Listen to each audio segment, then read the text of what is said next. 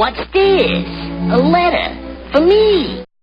Welcome to another episode of Remember the Great Sports Through the Mail Thursdays. Today I'm going to share with you 3 recent returns that I just got back into the mail.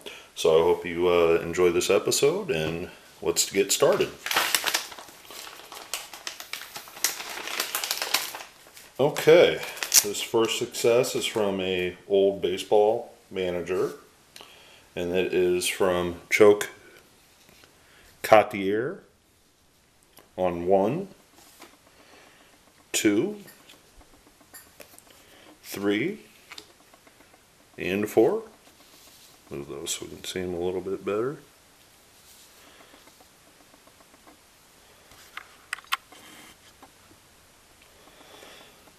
Alright, I believe I am saying his name Cottier correctly. I kind of looked it up online to see if I was pronouncing. I actually typed his name in and said pronounce. And according to one of the sites, it's Cottier. So I apologize if I am saying that wrong in advance. So who was Chuck Cottier? He was a middle infielder that played 10 seasons in the major leagues. He played for 4 different teams as kind of a utility backup infielder, second baseman. He came up with the Milwaukee Braves in 1959.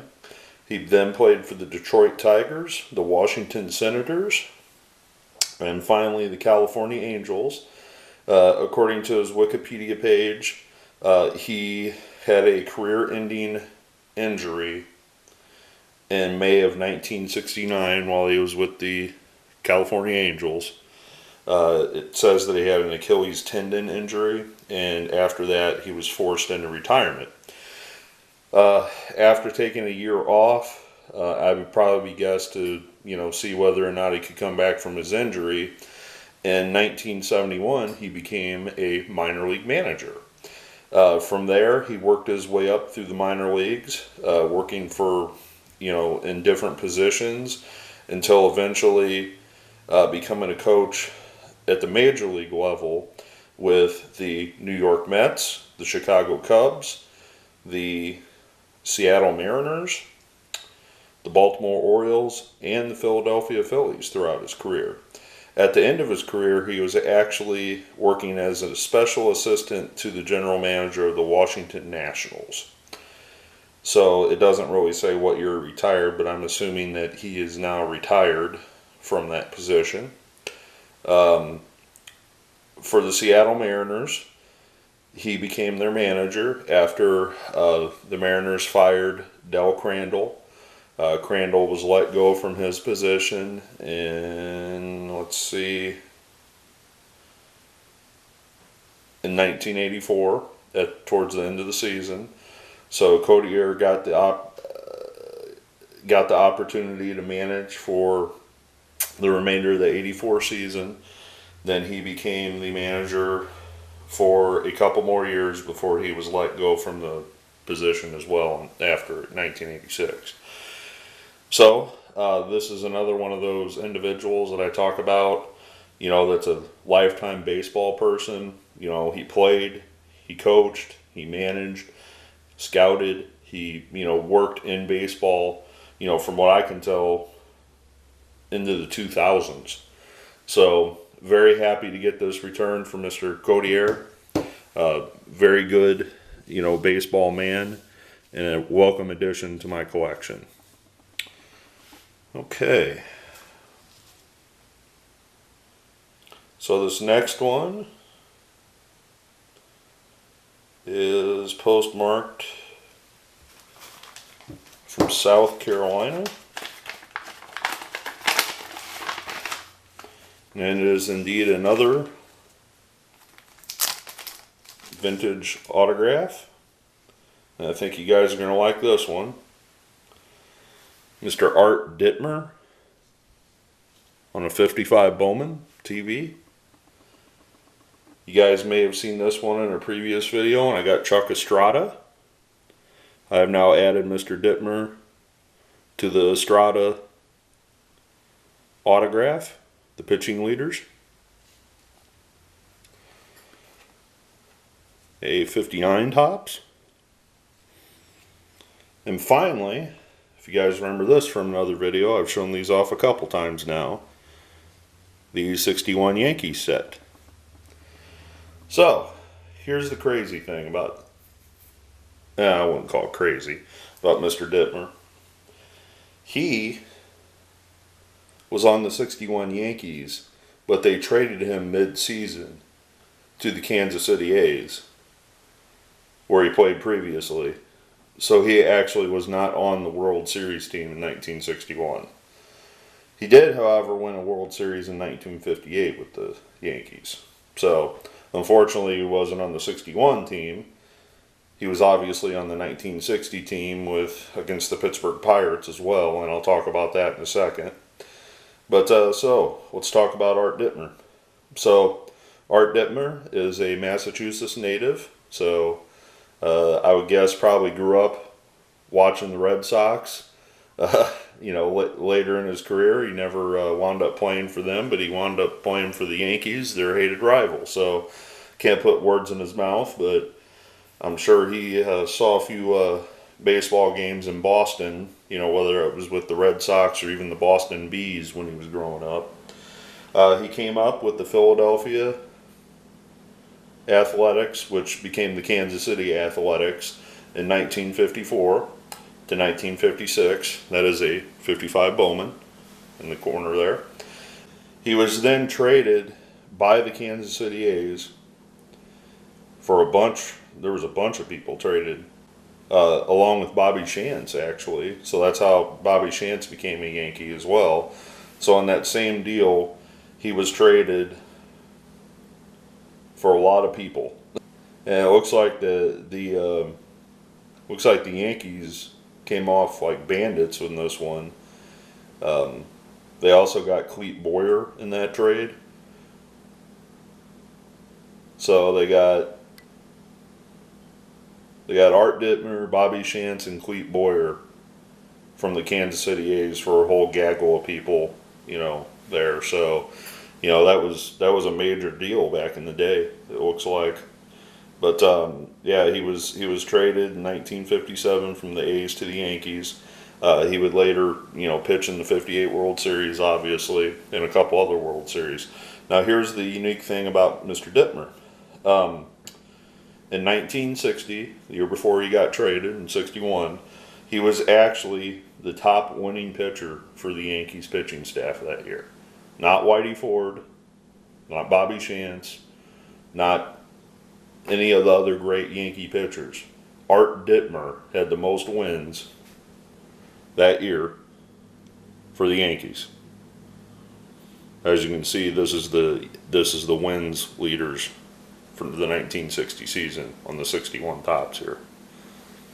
So I thought that was rather unique that he was the wins leader on that pitching staff. So, and that's the staff with Whitey Ford on it. That's the crazy part about that. So, well, they decided in June of 1961 the Yankees did not need him, and they were going to make a run for the playoffs, to ironically trade for the other gentleman on this card, Bud Daly.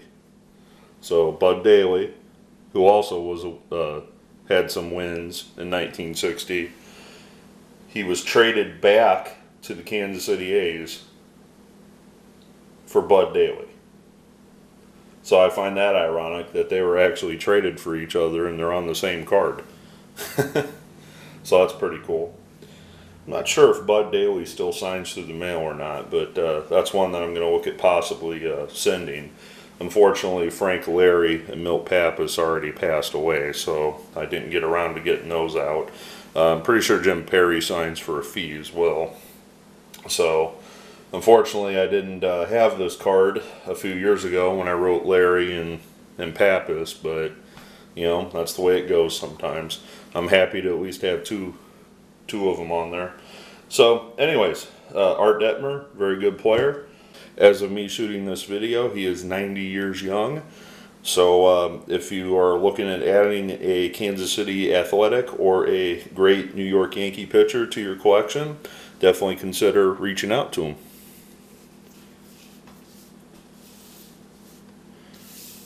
Alright, so this final envelope has a postmark from Virginia, and it is indeed a former All-Star / manager. And this is Eddie Kasko on 1, 2, 3, when he was manager, and 4 as a manager. So Eddie Kasko, again, like Chuck Cottier, a baseball man for life. So Eddie Kasko, he had a 10-year Major League career. Most of it was with the Cincinnati Reds, who was his second team. He was actually originally drafted by the St. Louis Browns. However, he was traded to the St. Louis Cardinals after, I guess, he was a Baltimore Oriole too. So the St. Louis Browns drafted him. He came up through their system, which also became the Baltimore Orioles later on. During that time period, he was traded to the St. Louis Cardinals, which he made his Major League debut and played in a couple games. Actually, a couple seasons. It looks like he was their starting infielder there for a season or two. And he played shortstop, third, and second, so kind of a all over the place on the infield type of player. After that, he was traded to the Reds for Alex Gramas after the 58 season. He would spend the remainder of the bulk of his career with the Reds, spending 5 years there. After the 63 season, he was traded to the expansion Colt 45s. After spending a couple seasons with the Colt 45s, he was then traded from the Astros at the time. So he was a Colt 45 / Astro. He was then traded to the Astros to the Boston Red Sox in 1966. After the 1966 season, he was released by the Red Sox at 35 years old. So after his playing career, he spent some time, I would assume, in the minors, managing, coaching. Yep, he started managing in 1967, the Toronto Maple Leafs. Then in the 1968 and 69 season, he coached the Louisville Colonels. After the 1969 season, he replaced Dick Williams, Hall of Famer Dick Williams, as the Red Sox manager in 1970, where he spent the next 4 seasons as their manager. As the manager of the Red Sox, he had a 53% winning percentage, 345 wins versus 295 losses. After the 74 season, or 73 season, excuse me, not the 74 season, he was let go by management. Now, despite being let go by the Boston Red Sox, he still maintained a job with them. So even though he lost his job as manager, he started to work as a scout. Then he became the director of scouting, which he nearly held that position for 20 years. Then he moved up to the vice president of baseball development through 1994. He is a member of the Boston Red Sox Hall of Fame. So this again is a gentleman that spent his entire life in baseball. You know, this is somebody that played, somebody that managed, and somebody that worked as a scout, front office, assistant general manager, et cetera, et cetera. So very happy to add more Eddie Kaskos to the collection. I had written him before in the past. I just had a few more laying around, and he gladly obliged and signed him a nice blue Sharpie. I want to thank Mr. Ditmar as well. Very happy to get this back with the Estrada autograph already on there.